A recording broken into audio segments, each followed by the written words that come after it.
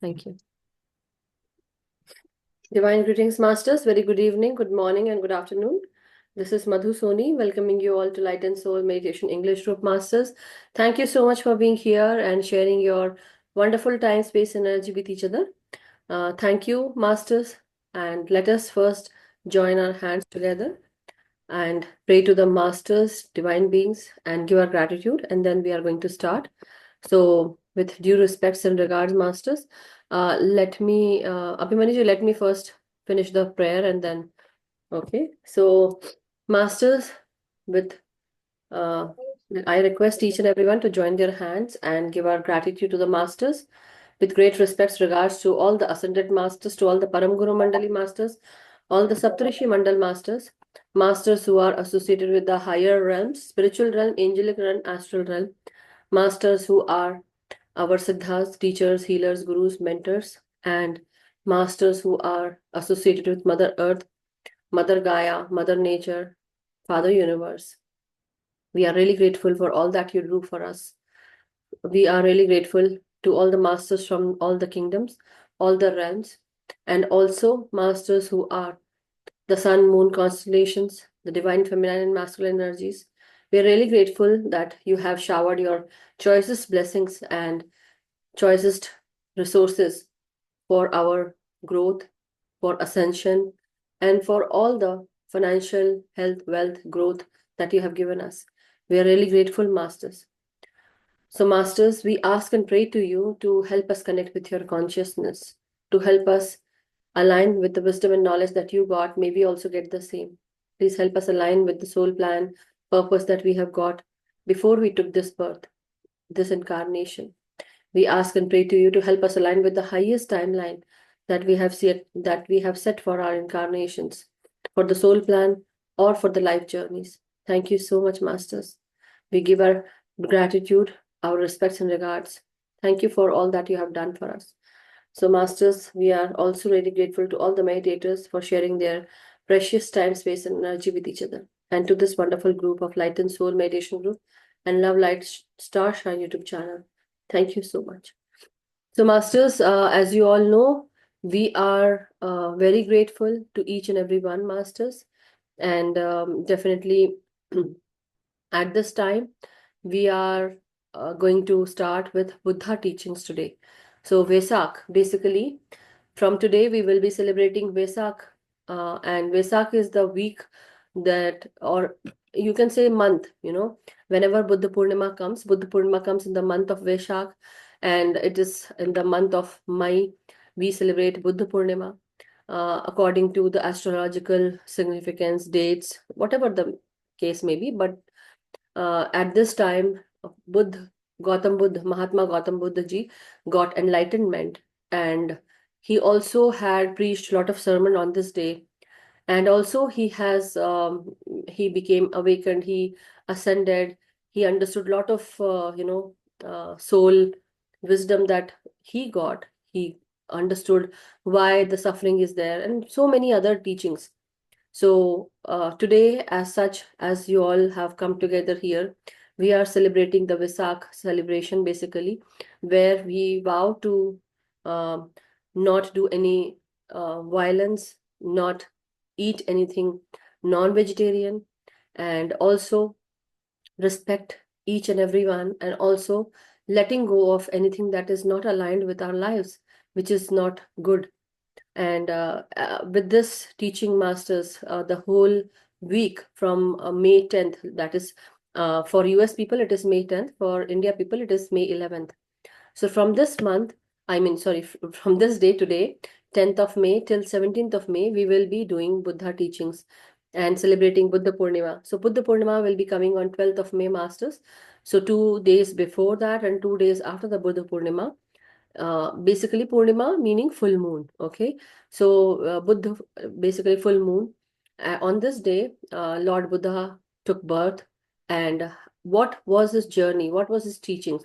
So today I invite Abhimanyu ji, he has come here to let us know about Buddha's life journey and his teachings.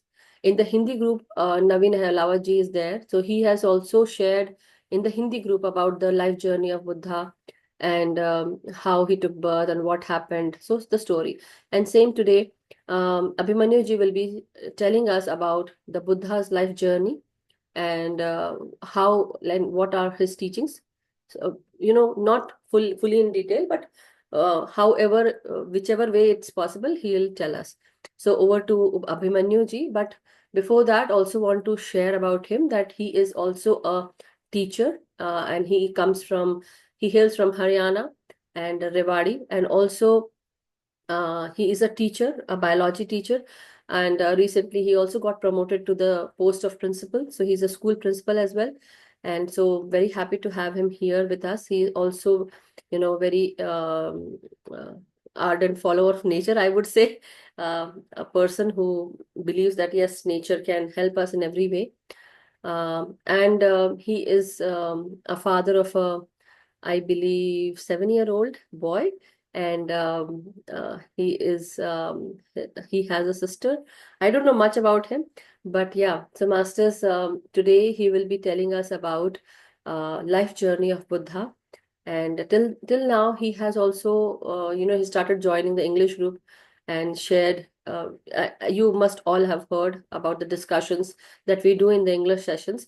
Also in the Hindi group, he has helped us with the Alchemist Swadhyay, and then I think your Soul's Plan also, was it? No, Abhimanyu, I don't remember. Anyhow, the point, and the yes, now the Land of Gods. We also did the Land of Gods Swadhyay, and Guru Updesh Gyan Sarita is a series where we actually tell about all the gurus, all the masters, and the story journeys. So do follow the series, Masters, if you plan to, because I know it is Hindi, not everyone can understand, but if you want, it is there on Love Light Station YouTube channel. So welcoming Abhimanyu ji today, and over to you, Abhimanyu ji. Thank you so much for joining. So, Masters, today is day 1 with life journey and teachings of Buddha. Good morning, everyone. And again, welcome. It becomes really difficult also to justify that I'll be able to talk about Lord Buddha, or I will just try my level best. This is one thing which can be done. So I hope it's coming. Yeah, we can see the screen now. Yeah. You can maximize it. Full screen. Yes, I have done it on my laptop. Okay, let me try that. Okay.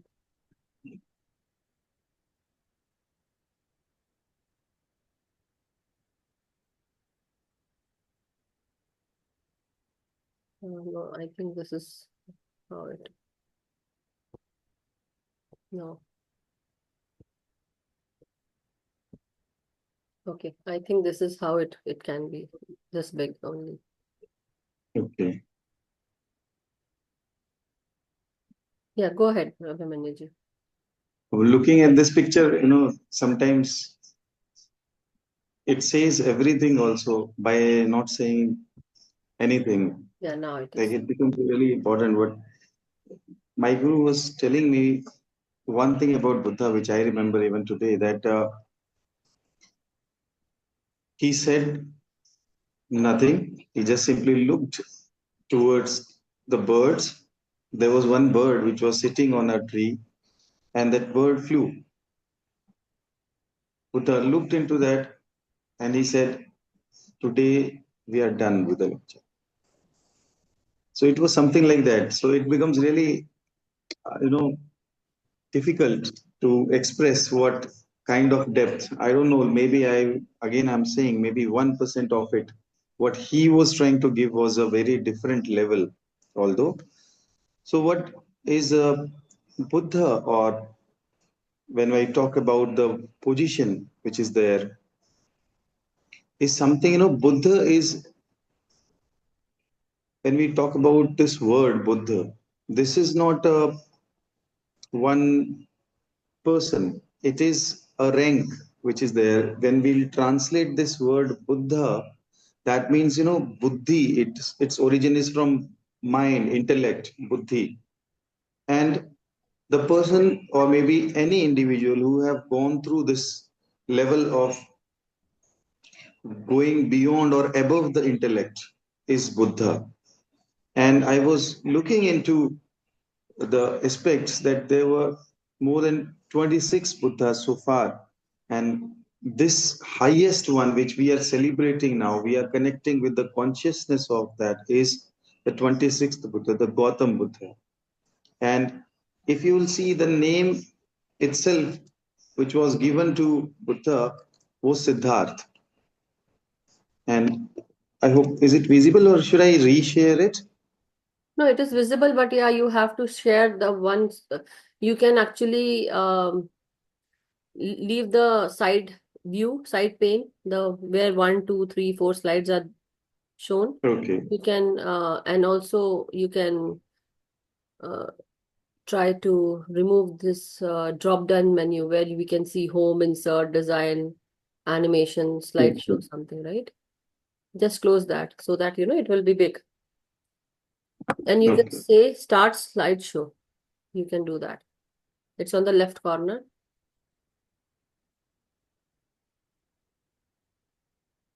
Yes. Let me see this.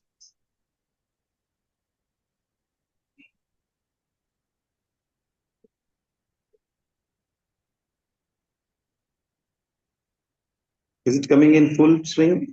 No, it's okay. You go ahead with it, Abhimanyu, don't worry. Okay. This last, right? And Oh, because it is a 68%. Now it is. You can increase the size of the percentage down there on the right side. okay. I hope this is now Perfect, one perfect. single image is there, Yeah, right? yeah, go ahead. So what I was saying is that let's try and understand that Buddha word, which I was saying, was a rank, highest rank, which is being given to anyone who reaches the level beyond intellect. So let me start from the beginning that the time which he chose, now I'll say he chose, not it was the time which was given. So the time which he chose was the month of May, as it was told, and that is Vesak month in Lumbini. And the father's name was King Sudhodana, and the queen was Mahamaya Devi, or Maya Devi also sometimes we call, and sister was Mahaprajapati Gautami. And there was, now if you'll see the word here, Siddharth. Can you simply again, let's talk about this word also. What is the meaning of Siddharth? Siddharth is something when you get the result of the Siddhi. That means Siddhi Arth. And the king was simply like, he gave this name just because that he was getting the fruits of his own, best thing which can be done. It's not like if we all are sitting here, if we'll simply try and understand the womb which we selected, the parents which we selected, the family which we all selected, that we where will be taking birth and everything. So that is all selected. So Siddharth itself was a big result of it. So the name was Siddharth in childhood. Then it started with, everyone gets a big hint when such a big soul comes into existence. So similarly, there is a small story which was there. The mother of Siddhartha was Queen Mahamaya, and she saw a dream at one point of time, just before the conception. At that point, so she was just looking into the things that there were four devas which were there, and they took her to Himalayas, and every stain of her was removed, and then she was adorned into the best possible garments, the divine garments, I'll say, and the white elephant then entered into the womb to begin the bodhisattva conception. If you'll understand the esoteric meaning of this dream is really a big message to the mother also, and how you are going to parent that child is really important for a mother, because the very first person who is going to conceive that such divine soul was getting this message. So just after that, if we'll go and explore what happened was that in Vesak, he it was Lumbini Grove. Grove means forest, where it was, the place where you can say their own garden. You can say palace also. You can say the place which is now in Nepal. It's close to Indian border. So that time it was complete India, ancient India. I would like to say that. So that was the place. And later on, when he got into the journey, because I'm just simply trying give you the glimpse of the life which he lived into. And his childhood was really great, again full of all the possible prosperity. He was not even allowed to see anyone who was, old or maybe unhealthy,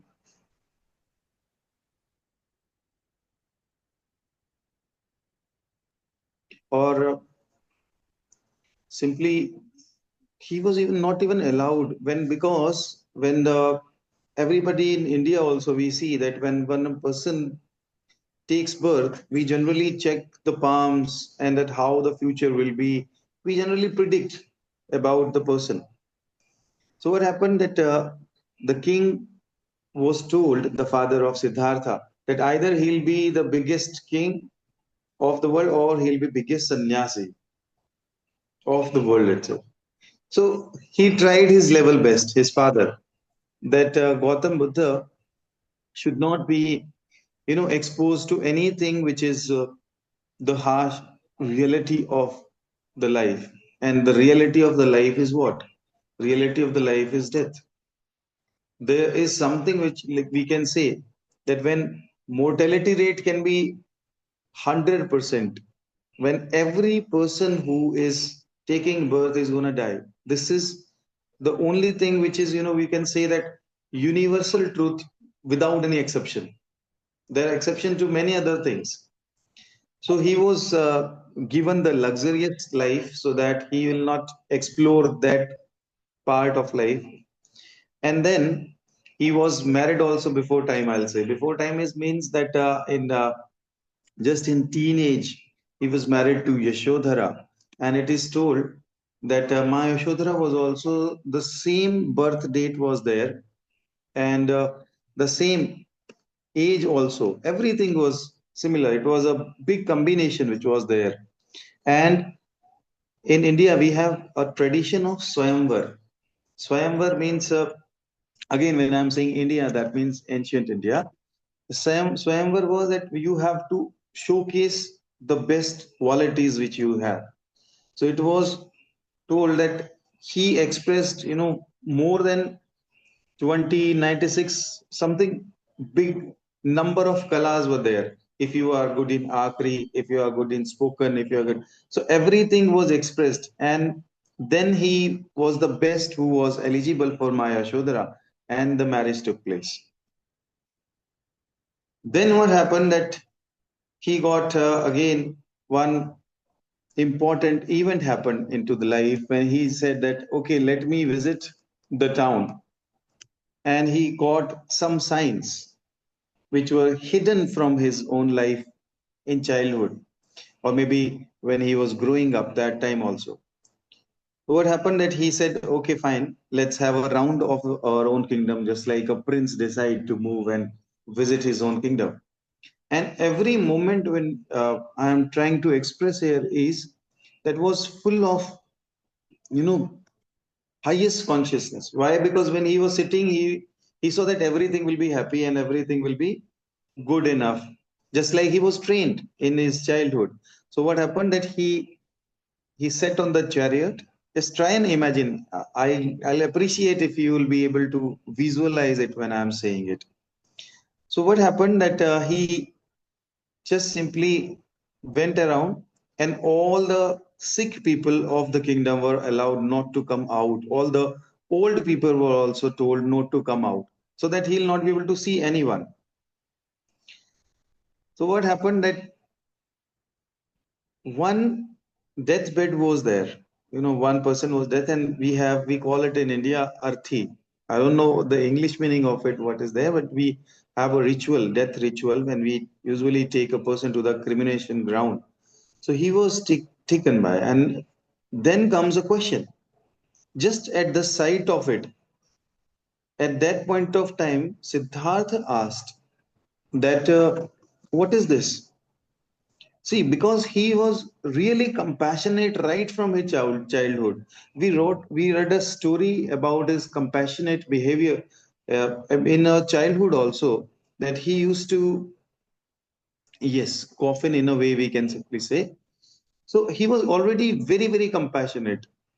So there was a story just before this I would like to tell, so that we'll try and understand the level of consciousness, not only on brain level, at heart level also.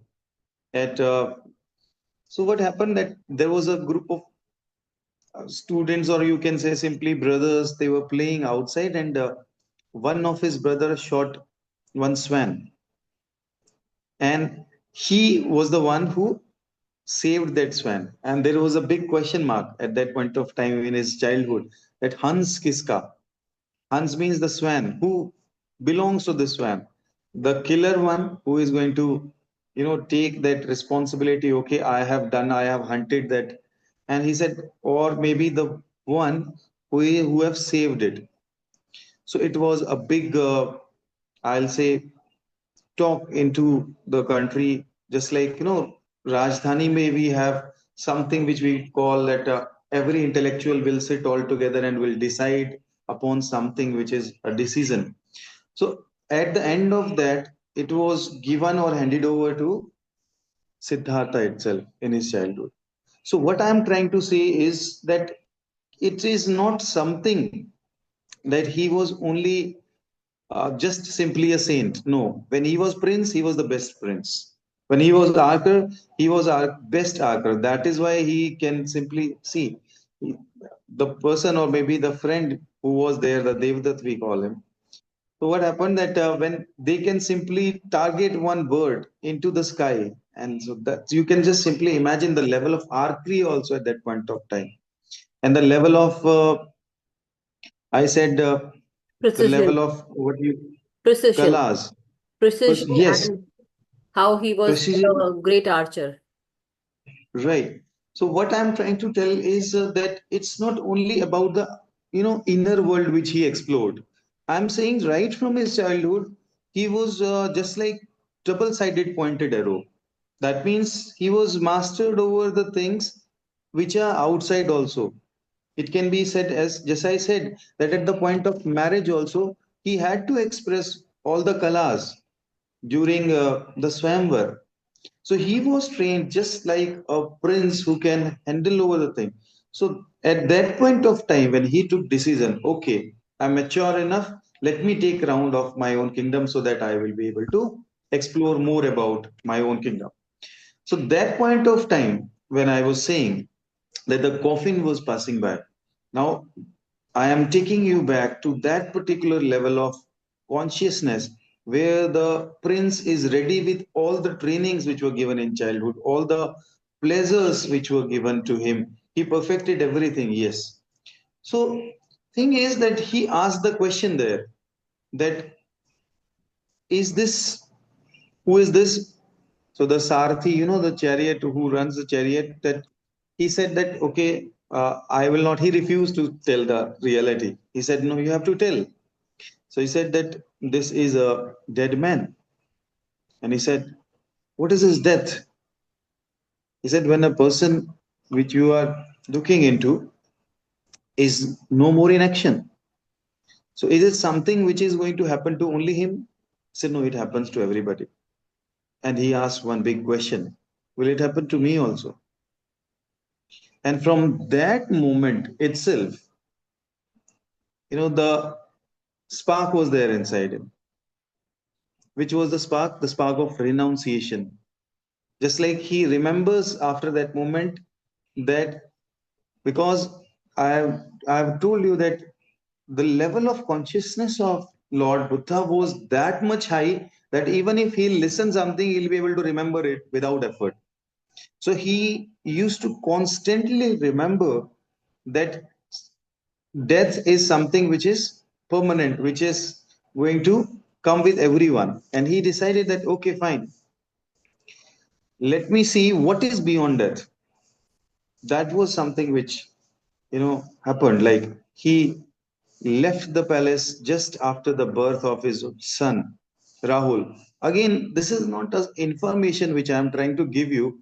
It was a momentary thing. The level of patience he used to know, he used to go and take round whether Yashodhara gave birth to or the child or not. He was just simply wanted to leave it at that point of moment, but he was taking continuously the rounds.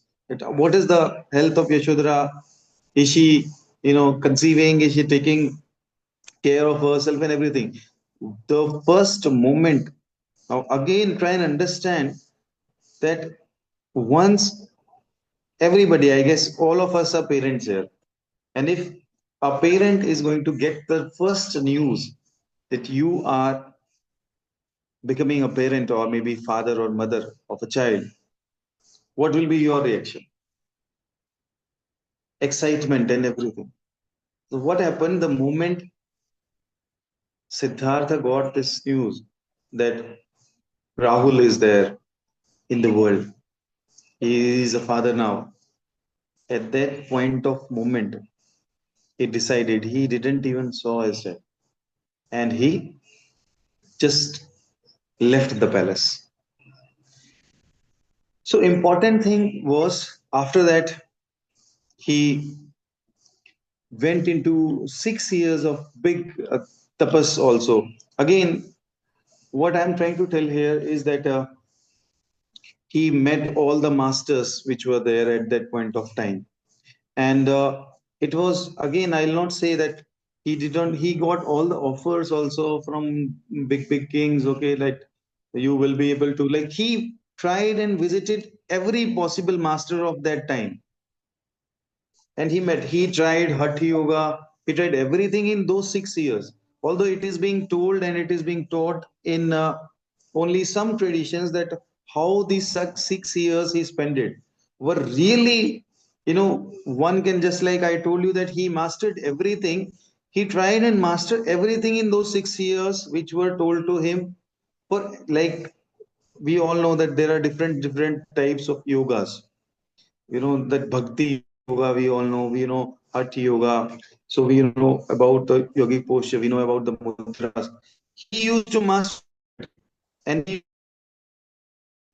took a training. I have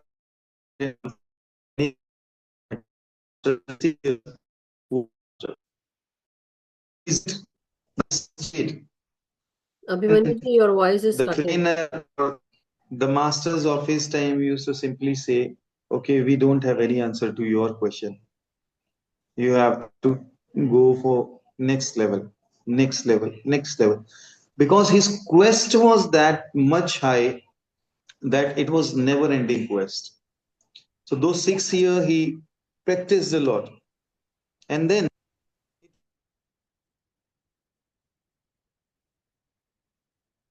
Abhimanyu ji, uh, 1 second, let me.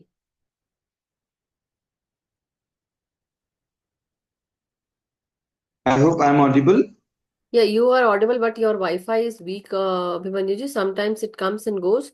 And I think right now at this time, you are totally out of the space. Okay, now it is okay, right? Yeah. Right. So again, when I say that he went into the 6 years of big tapas, then at one point of moment, I don't know, like, see, when I am saying it with pauses, what happened is that I am trying to relate everything which was told to me also in in the ashram by my own gurus. Because yes, the penance, what happened is that I was having a lot of impatience. And then again, at the stairs of the temple, I was told that remember that moment. I said, which moment? He said when Buddha was doing everything which was best possible in terms of penance, and he simply sat at the end of, or maybe one, just close to the river, and he was about to drink water from there. And he looked into the shadow, and that moment was the one he got the highest form, the enlightenment. So again, see, what I'm trying to give is not the words. It is a talk between us, although, but that was a very big moment for not only for Lord Buddha, because Siddhartha was becoming Buddha, and that was not something which is only for Buddha. It was for the planet itself. And when it is for planet, that means, see, when we are sitting here and we are talking about such a high consciousness, that means it was not only from for Buddha, it was for the planet itself. And then during his penance, again, a lot of things were there. He was overcoming the uh, lust also. The head also, if you will see, it was full of snails. The All of you have seen the picture of Lord Buddha and the head. So it was again that he simply said that let me accept everything which is there. So animals used to come, snakes used to come, everything used to come, and they used to become calm around his big aura. And the tree also which he chose was so big that there is a big story again related to the tree itself. It was taken up to Sri Lanka, it was saved. Sometimes it was, so everything which was having connection with Lord Buddha was a big, in terms of consciousness, in terms of everything. And then after mastering this, he returned to Yashodhara. This was also a big moment. And he simply sat in front of her saying nothing. And Yashodhara asked him one question, that whatever you did after he came back, after 12 years when he left his palace and he came back. So Yashodhara asked him one question, whatever you have done, was it possible only in forest or was it possible in palace also? And Buddha said, it is possible in palace also. See, the, I mean, what sort of talk was there? There was no complaints. There was no question why you left, how you left, without telling, without saying. Nothing was there. And then Yashodhara also accepted. And then there was a question asked by the mother itself, that meet your son. And ask whatever thing you have, give it to him. So what have you bought for your son? Like, say, for example, if we all are there and we are going to meet a child just after so many years, and whatever gift you have. So he was having a bowl and he gave it to Rahul.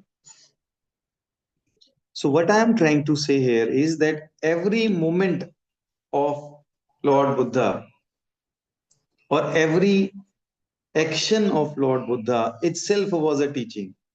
If we'll try and understand his life, the way he used to walk, we can have a research on his, mindfulness, on his way of walking, the way he used to eat, the way he used to sleep, the way he used to blink his eyes.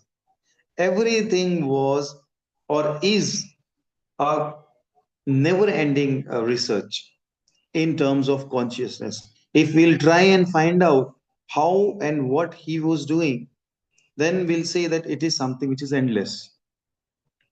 And then he gave eightfold paths also, which we'll be exploring in coming days, that how to speak and how to speak consciously with mastering all the four vanis, when we call para, madhyama, vaikhari, and everything.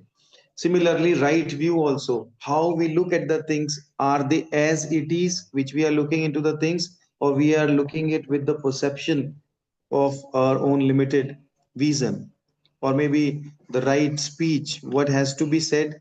Like I said in the beginning, that Lord Buddha said that it is over today with a deep silence. So that was also right speech, soundless sound, or right livinghood, right action, right mindfulness, right effort. So his teachings are endless. Let me tell you this. So I am just closing the slideshow now and just want to talk to you for 2 3 more minutes about Lord Buddha. Then we'll go into the meditation and we'll try and explore the meditative part of Lord Buddha, which there are a lot of techniques which were given by Lord Buddha. So what happened? Once or twice, his way of teaching was not direct always. It was very indirect. Very indirect means what? Once it happened that when he was in the forest, one best astrologers, one of the, just like we all have internship just after doing any course. So one of the best astrologer was visiting the forest and he saw the footprints of Buddha. And just out of curiosity, when any learned person who comes into the degree, and so he try and explore everything which is around him. So he simply saw the footprints and he examined those footprints. There was no one else in the forest at the point of time. And then he said, this belongs to someone who can be or who is the emperor of the world itself. He said, because the Padda Chinna, the sign which was there, and he was surprised. How can it be possible that in such big dense forest, no one is around with the kings? And because everyone knows that when a king is there, the whole kingdom can, most of the soldiers, troops, everyone, they used to go with him. So no one was there. He just simply say, how can it be possible? The astrologer thought that when such a big emperor is there just close to me because footprints are there, how can it be possible that he is just simply available? He went out and he looked here and there. He finally reached Buddha. He was sitting there under a tree. And he said, I don't know who you are, but before I talk to you, let me tell you, my whole education failed. And Buddha smiled. He said, how? How can it be possible? We are meeting it, and how can it be possible? With such simple thing. He said, you are big emperor. You are going to conquer the world. It is there. How can it be possible? Either my whole education is all waste, or maybe you are the one. He said, okay, I will conquer, but this is not the way which I'll be conquering. Now just see the level of vision and everything which was there at that point of time, Buddha. So his teaching was not something like he used to tell. Most of the things which he focused on, also the past birth of the kings, also, a lot of kings, or maybe I'll say that many of them used to come to visit Buddha, and he used to showcase them, their own past birth, because it is really difficult for any other king to simply leave the kingdom and come out. So there are many rituals also which he. This is the last thing which I wanted to tell, or maybe just one more, just to give you the idea that what was his teaching. What happened that once it happened that when a person dies in a family, we generally have a notion that okay, let the person will have some rituals and then the person will go to heaven. What happened that Buddha was called, okay, that see, one person was there whose father died and he simply came. I'm telling you all this after when he received all the upadhi of Buddha there. So he entered into the house and he said, the person said that, Lord, my father is no more and I want you to send him to heaven. He said, now because you are compelling me that he should only go to heaven, I cannot simply say no. So you do one thing, you start doing the rituals. So he simply asked him to bring a pot, big pot, matki we call it in India, and big full of honey and full of curd. I said, carry it on your head and take three circumference of the lake. He did that and he was really tired. The person was really tired. And they said, now you have to stand into the water. The water filled, it should be up to your neck. You should be that much deep. I said, okay. He was not having any sort of, you know, he was really tired. He was not even willing to do that, but it was told that only way that your father will go into the heaven is this one. So he tried finally and he set just by putting that pod on his head, he stood in the water with his only neck was outside, the rest all part was immersed into the water.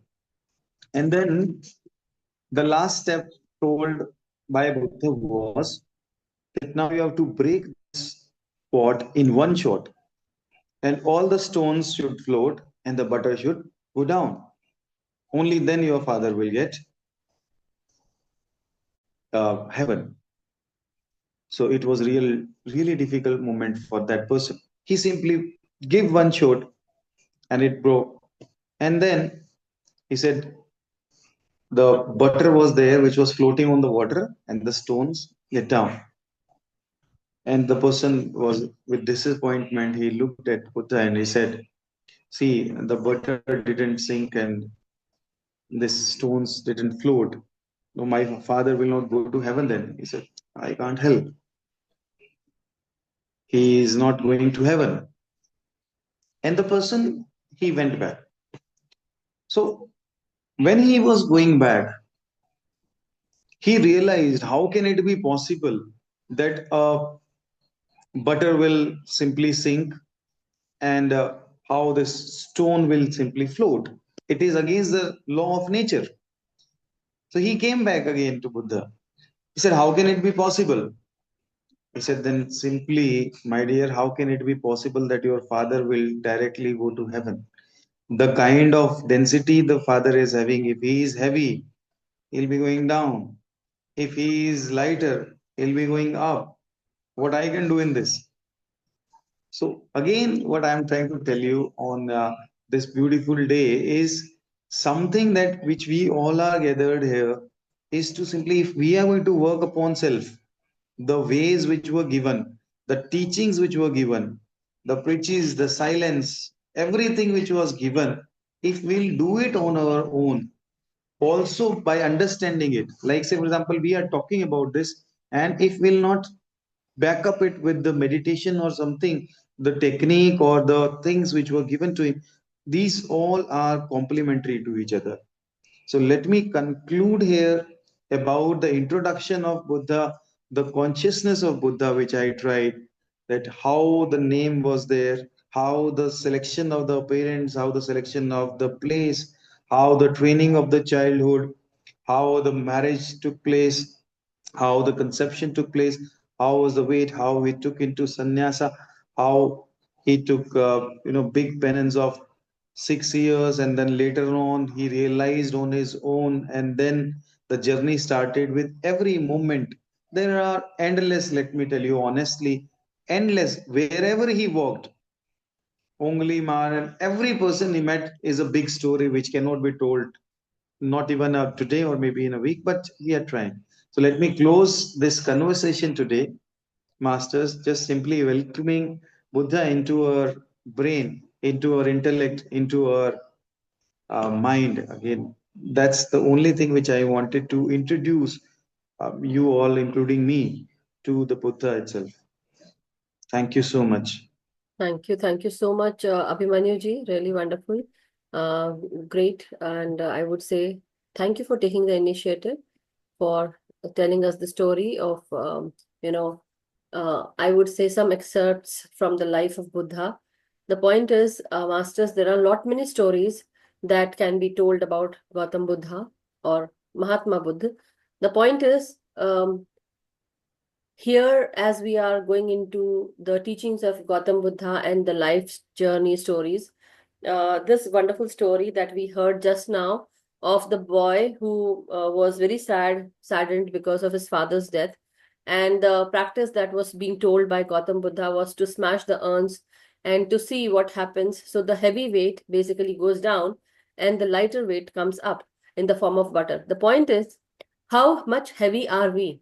The dense energies, the negativity, the lower vibrational, basically vibrations or energies that are there in the form of thoughts, the way we think, the way we live our lives, the way we hold things in our heart and mind, that makes us more heavy.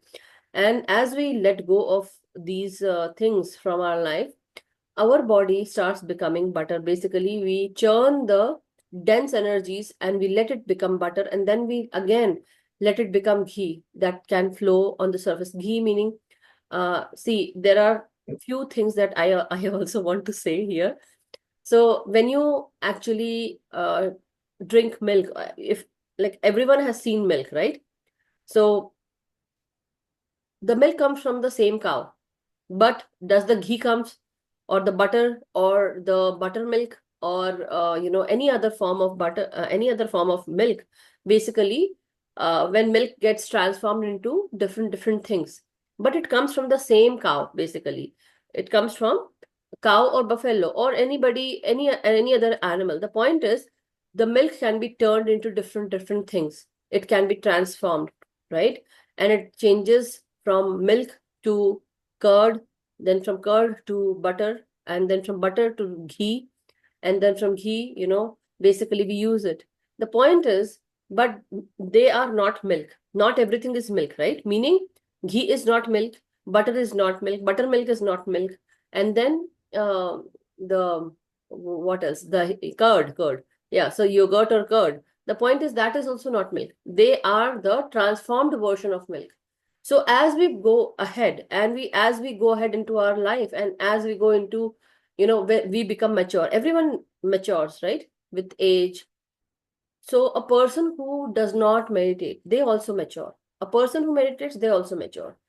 At this time, maybe, for example, there's a very beautiful story again, that a person who is a woodcutter, before learning meditation, or before ascending, what he used to do, he was a woodcutter, he was cutting trees with the axe. After getting ascended, or after learning meditation, what he was doing, he was again a woodcutter only. Not again, but I would say he was the woodcutter itself. But now the cutting skills have been very much precised, basically, with much precision. He attained perfection.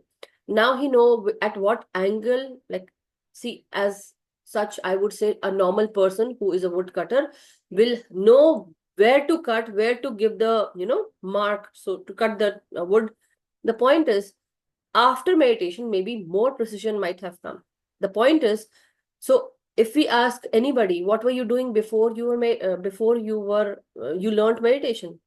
So suppose, for example, here Abhimanyu ji is a teacher. He is still teaching. The point is, now he knows where to put his mind, or how much awareness he needs. He is more mindful. Very similar to me. I am also very similar to Naveen ji, or to anybody else who is present here. The point is, we have all become more, basically, more clarity has sinked in. We have become more awakened. Now we are ascending now and then, becoming enlightened now and then. And the dense energies that we carried few years back, few days back, or few months back, or just, I would say, 6 months back. The point is, aren't we have become much lighter than before? Now we are doing things with more clarity, with more precision. We have perfected ourselves.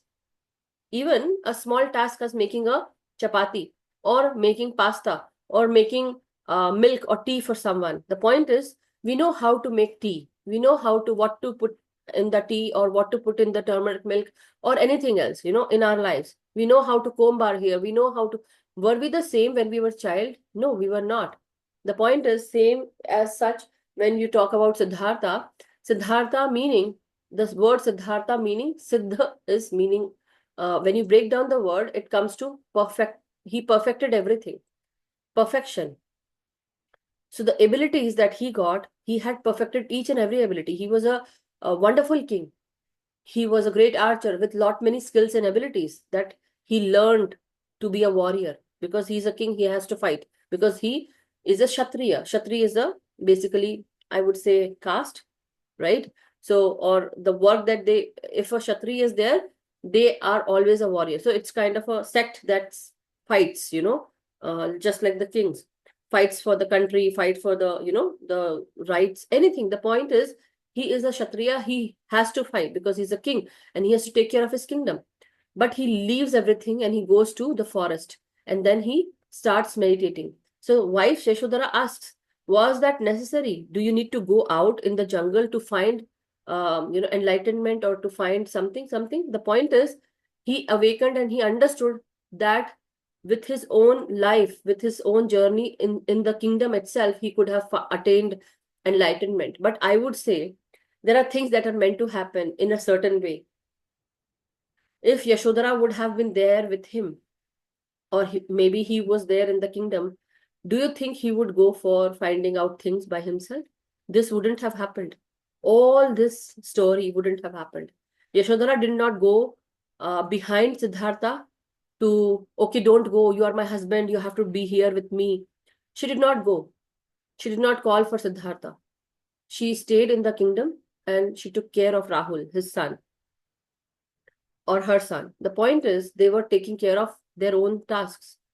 But she did not go and cried for Siddhartha that why did he go? Maybe she must have. The point is, everyone is doing their own task because of soul plan. We are all doing our work as souls, and we are here to plan everything about whatever we have planned. There are people in our lives who will be there helping us, supporting us, or not helping us, or putting, and we think that they are not helping us.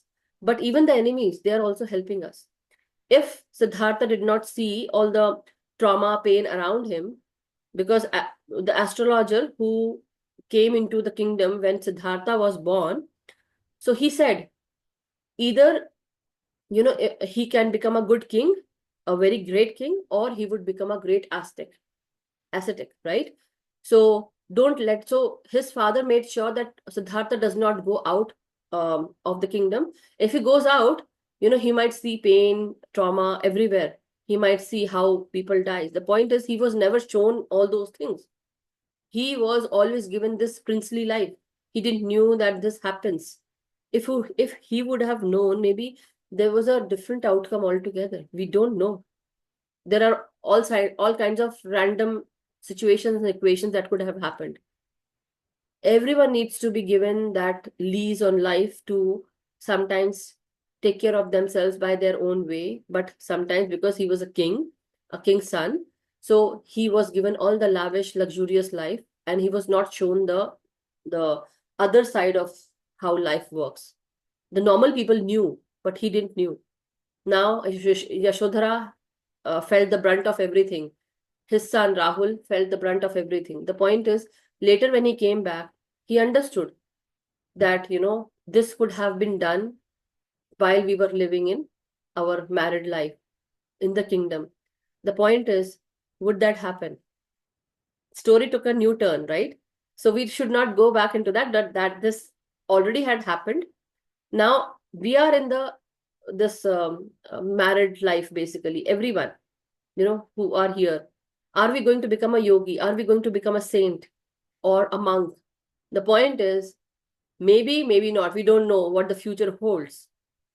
But if we think about it, and if we really want to renounce everything, just like how Siddhartha did, maybe we would like it, maybe we won't, because the responsibility that we have in our lives, are we courageous enough to leave all this that is in front of us? It's very difficult. Now the point is, you have so many responsibilities around you. Can you renounce everything? So here the renunciation happens in the form of vairagya, basically detachment. As we go into meditation, we start renouncing everything. We start renouncing whatever now becomes clear to us when we awakened ourselves. What happens? We see the ugly also in front of us.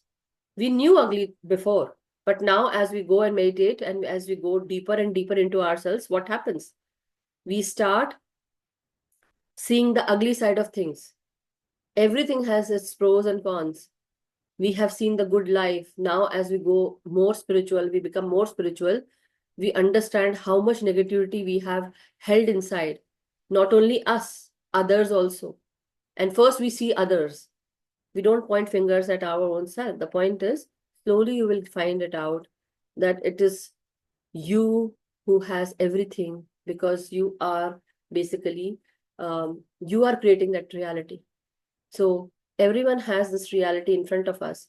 And as we meditate every day, we start renouncing the good, the ugly, the bad, the negative, the lower, the higher, whatever it is.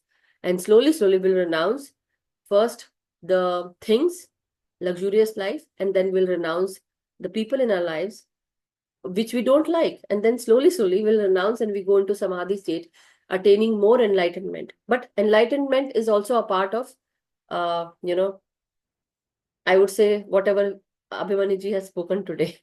So the point is, we are becoming enlightened from the childhood till now. Every day we become enlightened. But when you perfect this, it's called Samyak Sambodhi. And now when you perfect that and you become more enlightened, you become one with everything and you start renouncing and, getting understanding of each and everything. So this is the gist of what Abhimanyu said, and just my understanding towards it. And it's a beautiful life that Siddhartha Gautam, son of King Shuddhodhan, was born, and he gave so much to this whole world. He taught us the way of right living, right way of understanding, and then how to attain enlightenment, how to be more peaceful, not letting your peace be disturbed by anyone else. And then everyone goes through the same thing. He also understood this. So the dukkha, the four noble truths. Anyhow, we'll talk about that later. But here today we have seen how Abhimanyu has shared the life story, the journey of I would say Siddhartha, not Abhimanyu. So the point is, masters, we all have taken birth. We all have been given luxurious life by our parents. And now at this point in our life, we are renouncing everything. Why? Because now we are somewhere in our heart and mind, we might be in certain pain areas that was basically pushing us to come into learning meditation. Me with my health issues, challenges brought me into meditation. Somewhere someone felt some trauma, pain, or some kind of sadness or depression, grief, or some kind of, thing. So the point is, we all are learning meditation. We learned meditation. Now we are practicing it. So, yes, thank you, Abhimanyu. That's what Hillary is writing. So thank you, everyone. Anybody wishes to share anything they can. Otherwise, we can go into meditation, masters. Okay, then we can go into meditation, Abhimanyu, and you can take us into meditation today. Will you be okay? Like comfortable? Yes. Okay. So I'll share the music, masters. For I think we can do at least 30 minutes of meditation today. Right.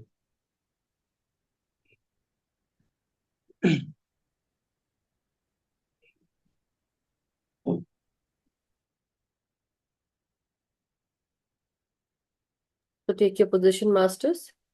Abhimanyu will be guiding you all. Drink some water before you sit into meditation, everyone.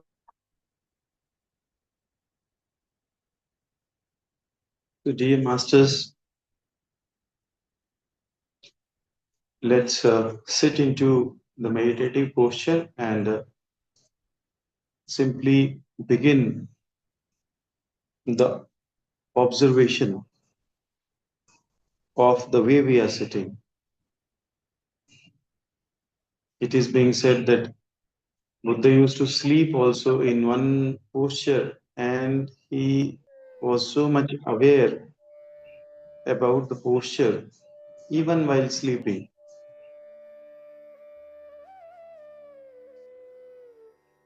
that he never used to change that posture just because of awareness. So let's sit into meditative posture by the erect spine and folded legs and hands.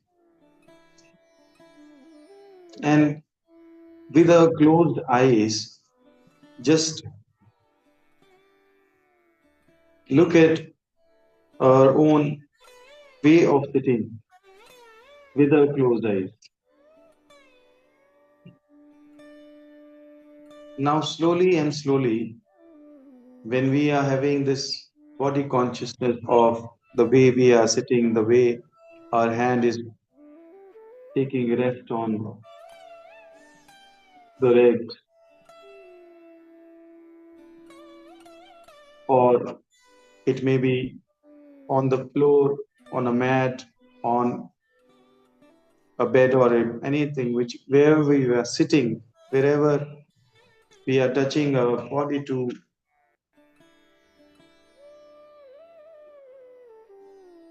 the place where we are simply resting our body. Observe that also. Just observe, make it comfortable just by observation. Wherever we are sitting, whichever thing we are sitting on, all the things which are very closer to us. It can be, I said, any chair or anything. Just be comfortable with that also, with that space where you are sitting. And now slowly and slowly focus on your breath.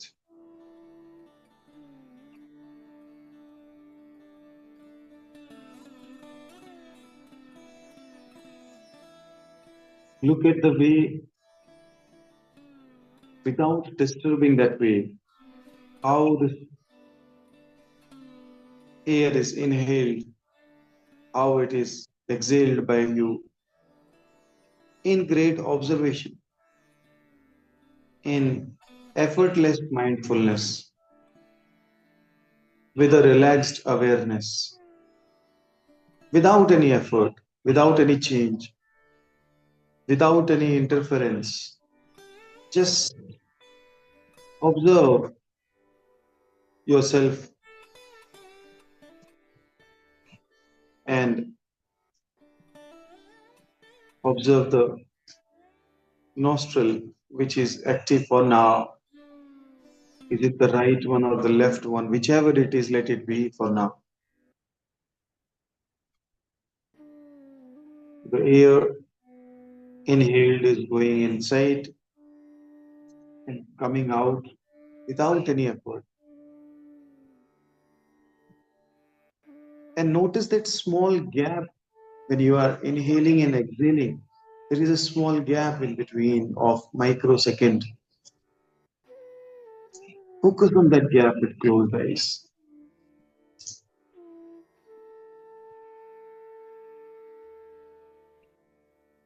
For these few moments, I'll be silent so that observation will deepen itself with that gap which you are taking when inhaling and exhaling. That pause which is being taken in a natural form while inhaling and exhaling. Focus on that pause. And this focus should be relaxed focus, or very relaxed awareness. Just like a very peaceful warrior who is very much aware of the surroundings but peace deep inside.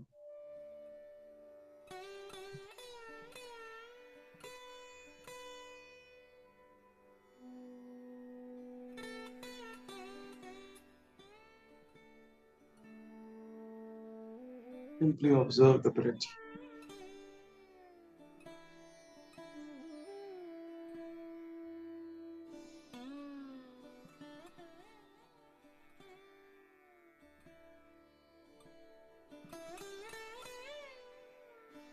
It may be shallow or it may be deep. It may be colder. It may be little warmer. Just see how it is, the breath.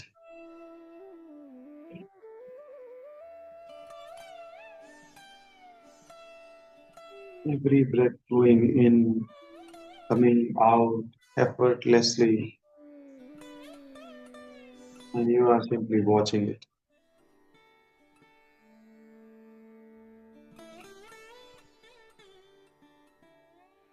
Now,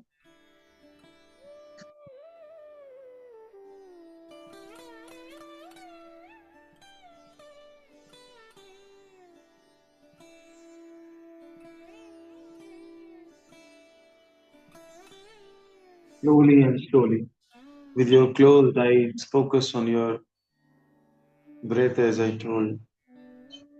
Let's move towards the focus on our closed eyes.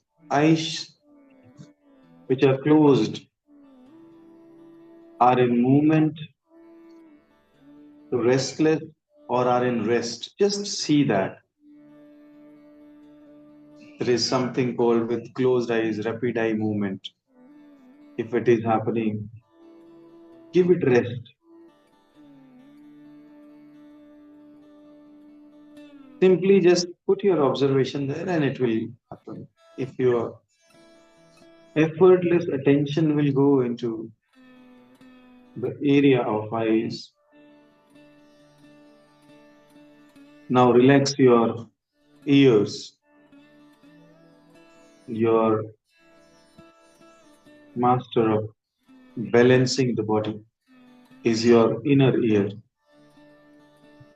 Just be receptive to the sound which is coming in form of music and even the words coming to your ear. Use them as a tool to increase the depth of your self observation into a deeper state of meditativeness. With your relaxed breath, focused, closed eyes, ears, relax your jaw and your tongue. Just simply observe how this tongue is resting on the palate and the teeth above the teeth. Hold in time how it is resting. Just relax your chin and your neck.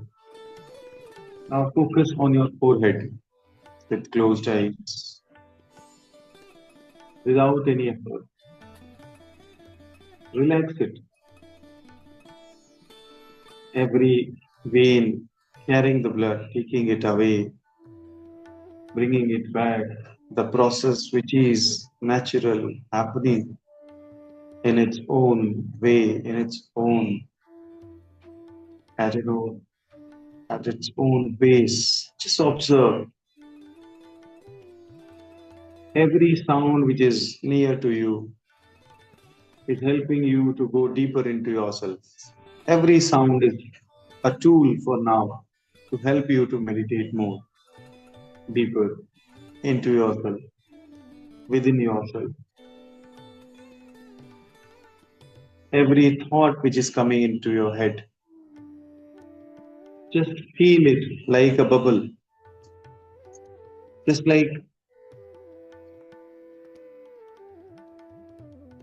one bubble is being formed of a thought and the bubble is going up inside on its own way,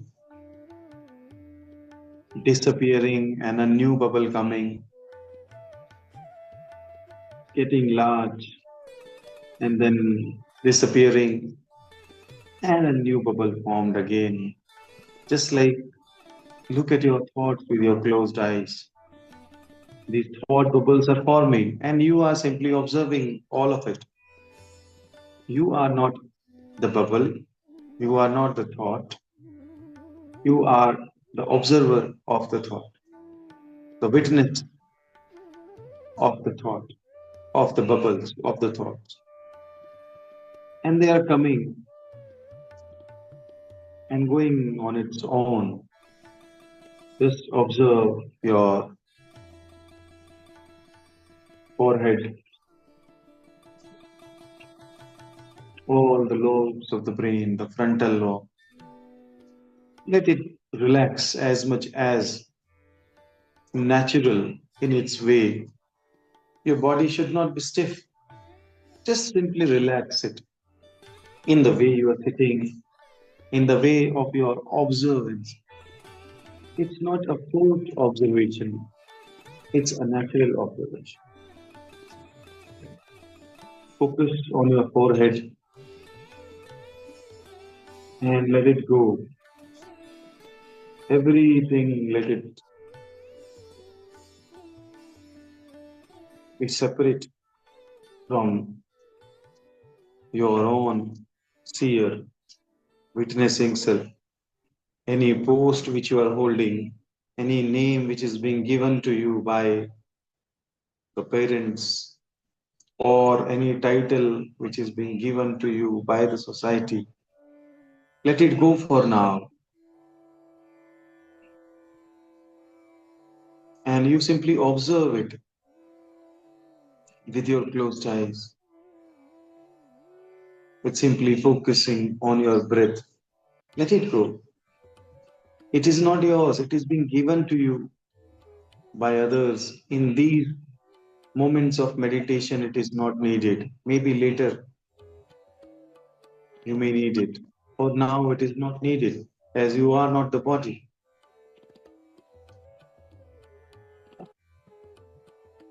Every title, post, any relationship, let it go for now in these moments of self observation for these 20-25 minutes. Just simply let it go. And you will be surprised. You are there without these relationships, without these titles, without these names. You are still there observing self.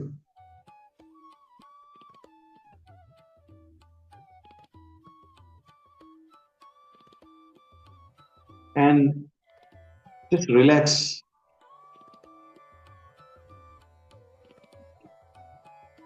by this light burden which you are putting.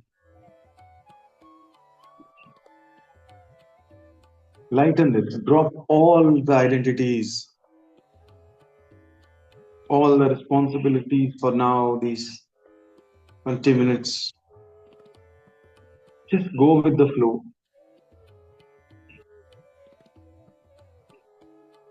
by entering into a phase of letting go to the phase of going with the flow. Focus on your shoulders becoming lighter,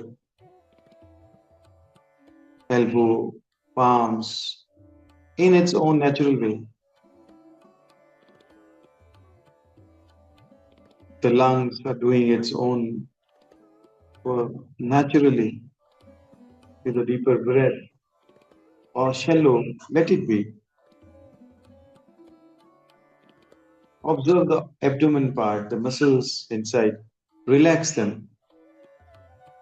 Just by observing them, they will relax. And your thighs, fit. Relax everything. From head to toe, just simply relax. Become lighter and lighter. Don't force this lighterness also. If you are feeling lighter, feel lighter. If you are feeling denser, feel denser. Don't go with the words told by me. Whatever is your feeling, feel it and observe it.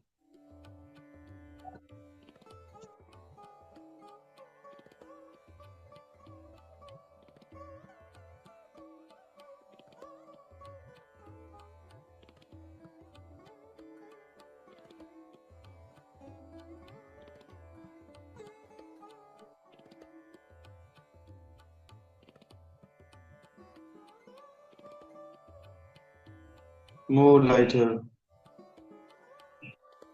more easy going with the flow.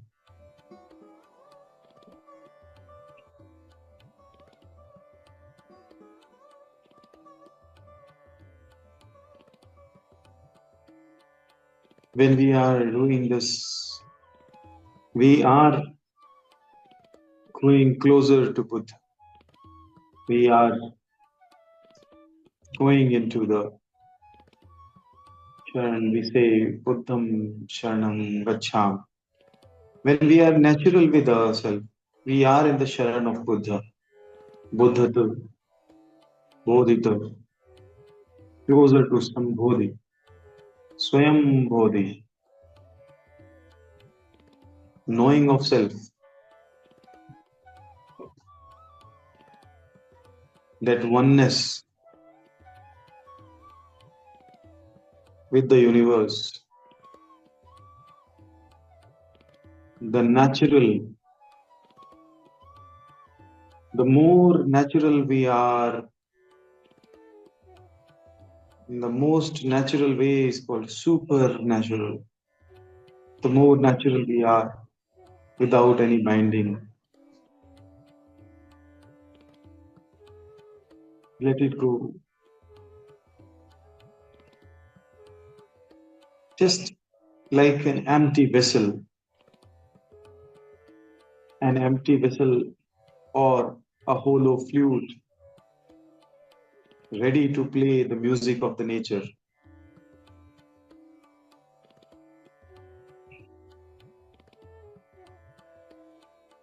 Or a bamboo, very hollow, nothing inside. So just be nothing from inside and from outside. Just like a bamboo standing tall or sitting with hollow emptiness deep inside and the emptiness outside. Take this body as a vessel for now, an empty vessel, no thought, no feeling, no relation, no personality, no identity. Just a breathing vessel with emptiness.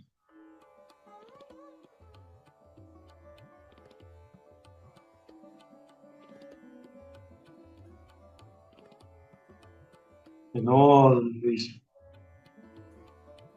when we are doing collective meditation of this emptiness,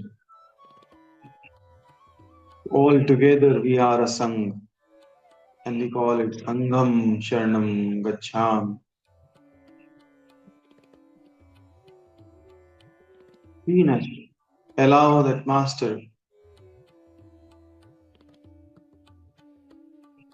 within you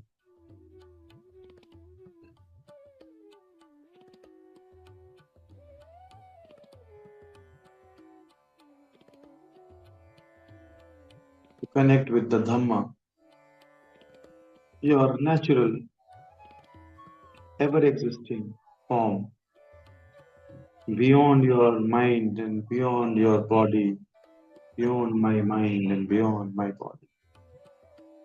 Just simply existence, pure light, only light, just light, particles collected all together, taking the form of a body and going back into the natural form of light. And that's is when we call Dhammam Sharanam Gaccham.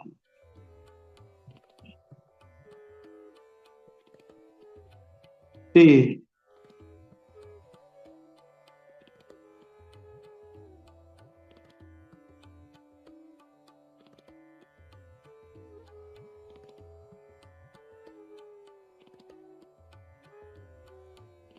in this state and go beyond this Also renounce this state. Let go of this state also and move deeper with pure existence, pure. Now, the hollowness from inside and outside were two. Move deeper into yourself and reach the state of oneness. There is nothing called inner and outer. It's just one. It's a single verse, universe, one verse, non-duality. I will be silent for a few moments so everyone can observe this oneness itself.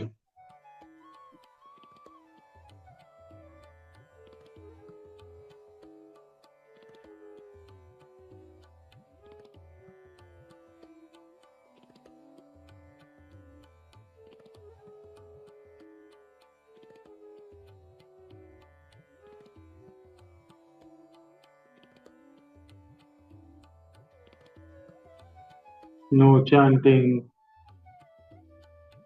nothing. Just simply oneness with the existence, nothing else.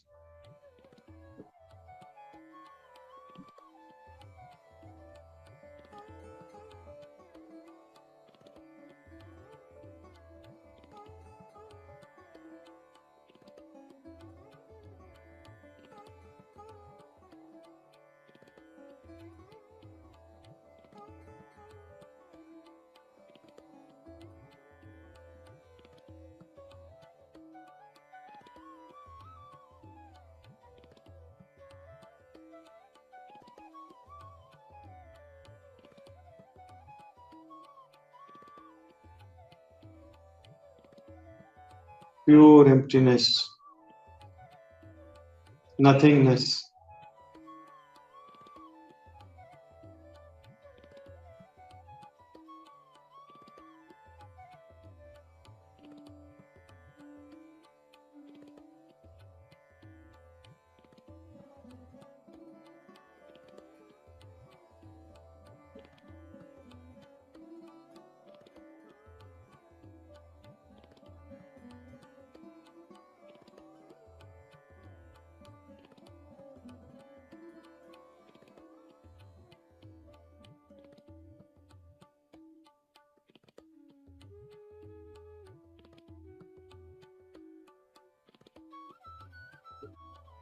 Now slowly, slowly come out of this nothingness and focus on your energy centers.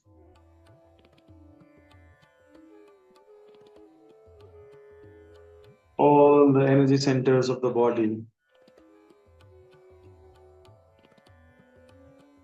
are in receptive form of the universal existence, energies, and consciousness. All your energy centers, all 114, inside and outside the body.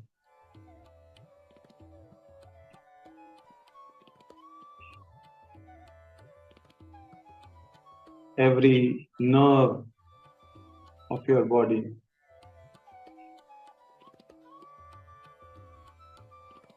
every artery, every vein, every capillary of your body is much more relaxed than ever.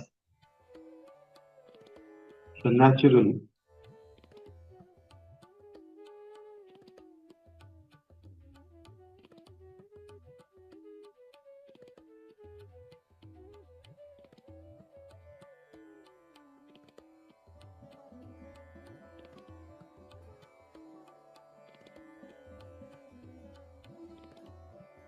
Now, slowly and slowly bring back your attention to your breath.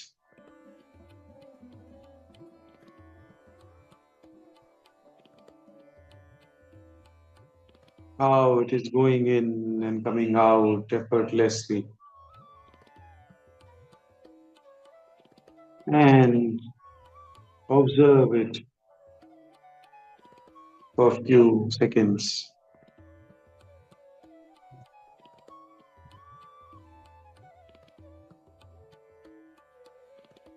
Now, with closed eyes, focus on your closed eyes with your focused eyes. Observe your eyes with closed eyes.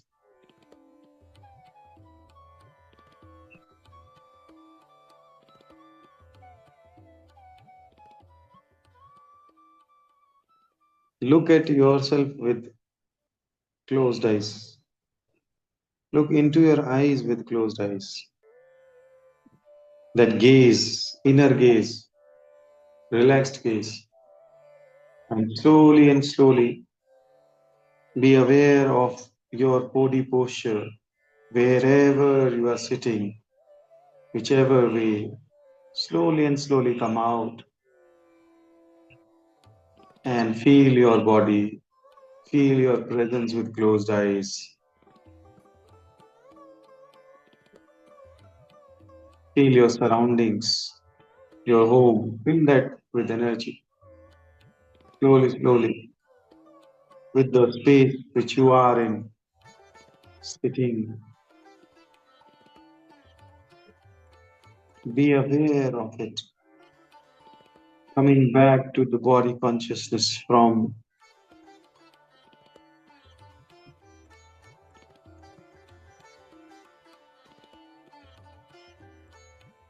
universal state. Slowly and slowly, masters, please come out of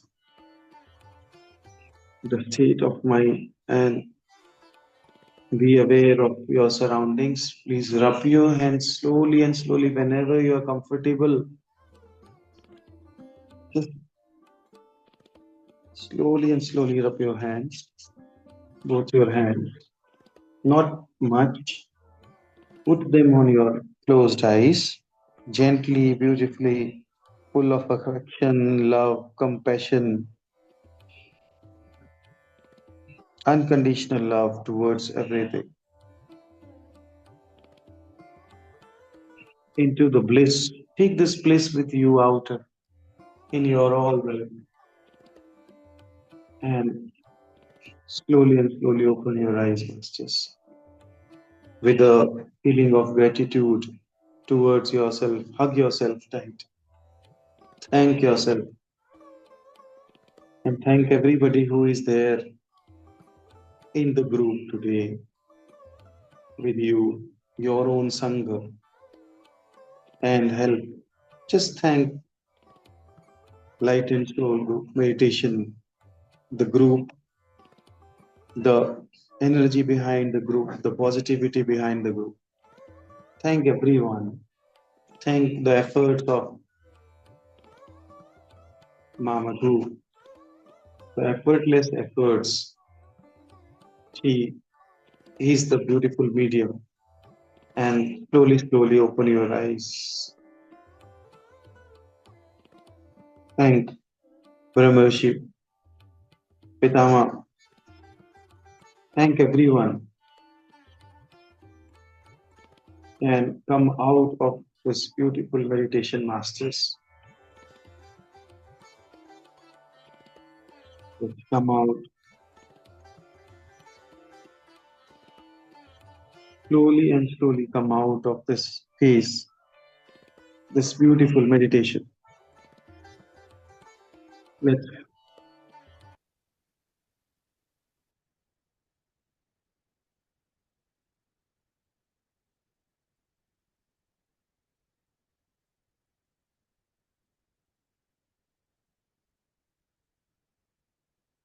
slowly come out, masters. Thank you so much, Abhimanyuji. Very nice meditation. Thank you, the masters. Really great that we were all here together today and we joined this journey of learning about Siddhartha's life, that is Lord Gautam Buddha or Mahatma Gautam Buddha. and had a beautiful dhyan today. So thank you so much, Abhimanyu ji. Thank you for taking your time and wonderful wisdom sharing today. Thank you. Anybody has any questions, masters, at this time, or anything that you want to share about your experiences? Please go ahead. You can raise your hand if you wish to.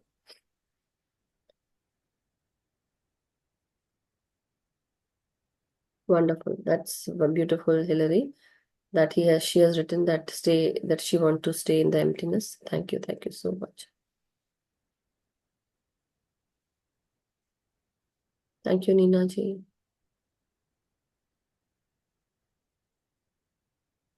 Thank you, everyone.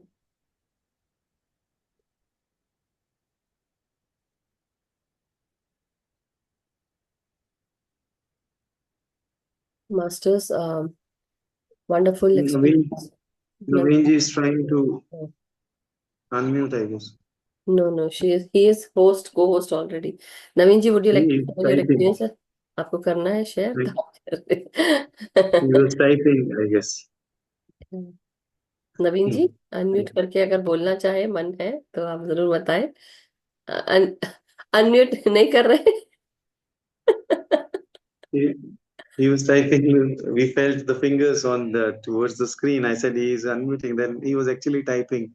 Oh, Gratitude yeah. to everyone, Oh, masters. Your yeah. thank you so much.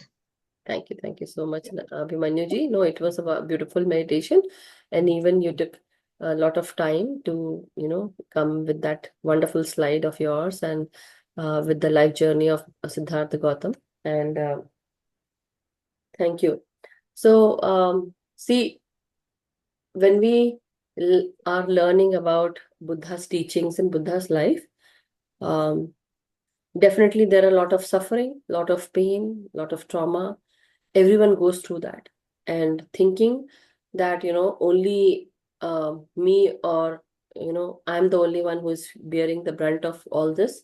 No, it is everyone who goes through different challenges.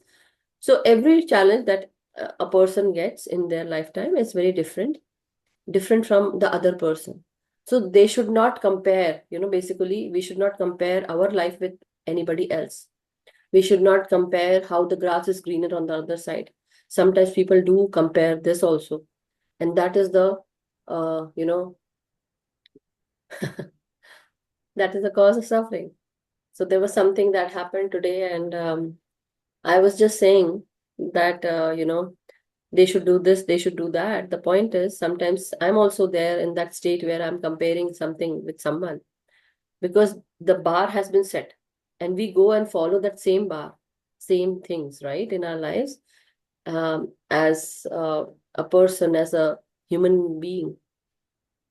There are many human beings or human incarnations that have happened, and in the society there are many bars that have been set. So we have to be very careful.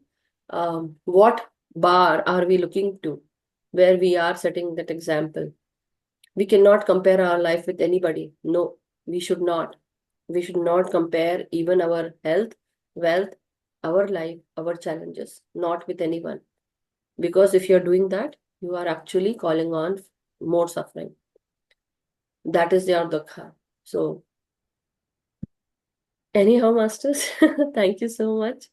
I will take my pause now. And if anyone wishes to share, how was your experience or what you felt during meditation? Were you able to reach the samadhi state? Or you felt that, the emptiness, like Hillary did? Or the some questions that come and you realize your own self? Yes, I just realized one thing. I was in a different state earlier, and I just compared something. So as I was speaking these words just now, it came to me that you just did some hours back, So that is the cause of my suffering. And some example that happens every day when we learn something, when we go through our life, we learn where we were wrong. So the clarity comes in, it sinks in. And it did for me. For you all, how many of you might have felt, I don't know, but I felt it. And as we are going through Buddha's teachings in the Hindi and English sessions, now from today, The morning, evening times, every day a particular lesson that comes up is bringing a different lesson in my life. I have seen that. I don't know how many of you have seen, but as I go through any program or any series, the teaching that we share brings another teaching in my life. Does that happen for you, Naveen ji? आपके लिए होता है ऐसा कि हम अगर कोई teaching कर रहे हैं और कोई सीरीज कर रहे हैं, कोई बुक पढ़ रहे हैं, तो उसके साथ हमें उसकी जैसी ही टीचिंग मिलती है, हमारी लाइफ में गुजरती है. So my yes ma'am. Yes सही. पहले ही शुरू हो जाता है, कई दिन पहले ही उस बुक से जुड़ जाते हैं. Yes. So my question to Naveen ji was, like, as we go through different program series or some kind of teachings that we share or wisdom that we share in Light and Soul meditation group, this is what happens that in my life, I go through those lessons. With those lessons, as if I have created this group for my learning. And yes, I did. The point is, I felt it. But through this, not only you, but me as well have to go through that teaching. That is what I want to mention.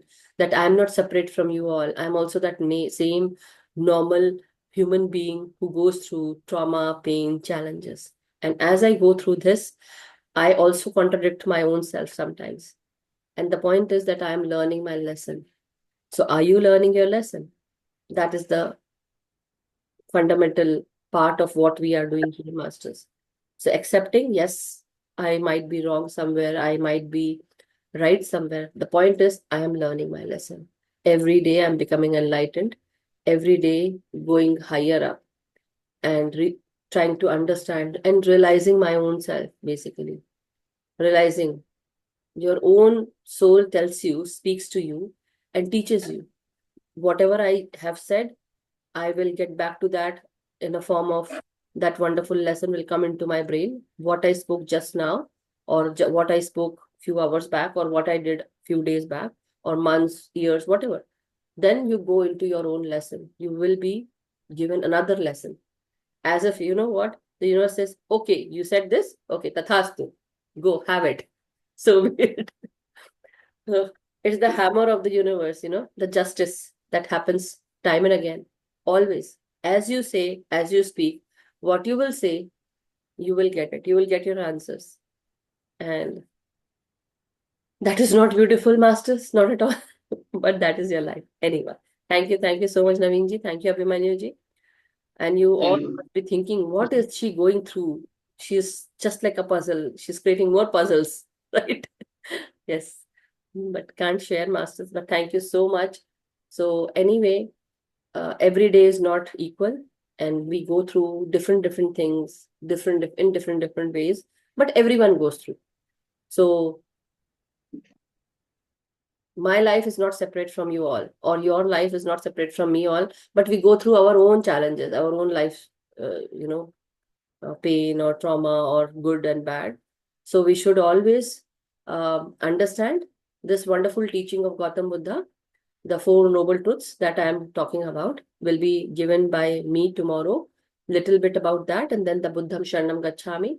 So we'll talk about that, masters. So now let's end the session and take care of our lives and go from here. Let's see what comes next, right? So may we all be happy, healthy, and vibrant, masters. Thank you so much for your precious time, space, and energy. And may we all be joyful, abundant, prosperous.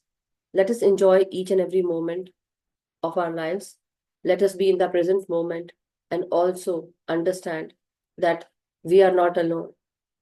So let us meditate every day with our individual self. Let us meditate together with the group energies. Teach meditation to everyone, awaken everyone, and do your much needed inner work every day, masters. Thank you. Thank you so much. Thank you. Thank you. Thank you. I think I just woke up. Hi. Thank you. Thank you, masters.